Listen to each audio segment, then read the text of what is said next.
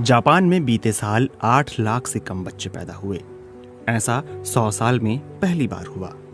Japan में जन्म दर में कमी एक बड़ी समस्या बन गई है, जिसके चलते इस देश की औसत आयु बढ़ी है और यह तेजी से बूढ़ा हो रहा है।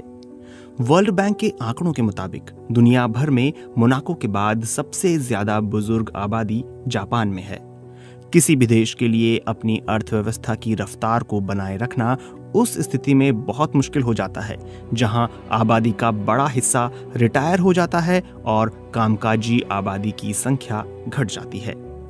वहां हेल्थ सर्विस और पेंशन सिस्टम अपनी क्षमता के सबसे ऊंचे पायदान को छू लेते हैं।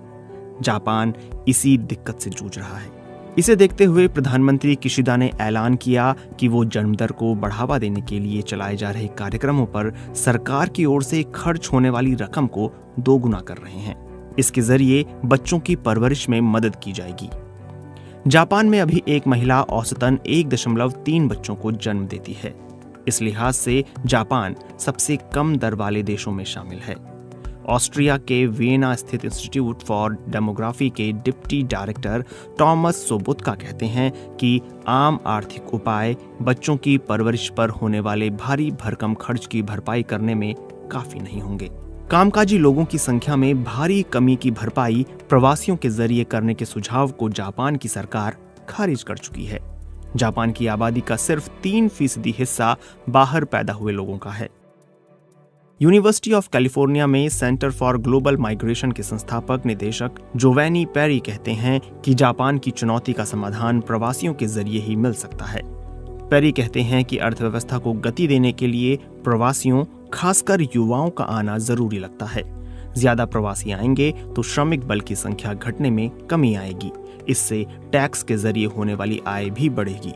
वहीं जापान के प्रधानमंत्री किशिदा की योजना है कि चाइल्ड केयर की मदद के लिए चलाए जाने वाले कार्यक्रमों पर सरकार की ओर से होने वाले खर्च को दोगुना कर दिया जाए। सिंगापुर की नेशनल यूनिवर्सिटी के Lee Kuan Yew school of public policy की स्कॉलर पोह लिन टैन कहती हैं कि एशिया के दूसरे देशों मसलन सिंगापुर में जन्म दर को बढ़ाने के लिए ज्यादा पैसे खर्च करने की नीति कारगर नहीं रही।